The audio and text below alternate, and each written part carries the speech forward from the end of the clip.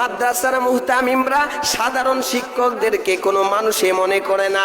মাদ্রাসার মুহতামিমরা মনে করে এই মাদ্রাসার দায়িত্ব পায়া বুঝি সারা দুনিয়ার দায়িত্ব সে পায়া গেছে।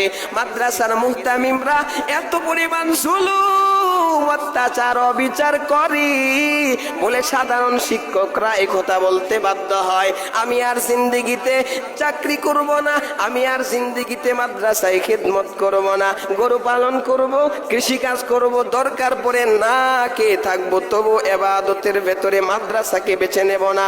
অথচ একজন শিক্ষক সে মাদ্রাসায় চাকরি করতে আসে নাই, টাকা পয়সার জন্য যায় না, যায় শুধু ইলম শিখছে, এজন্য আল্লাহর দ্বীনের পথে সময় লাগানোর জন্য যায়।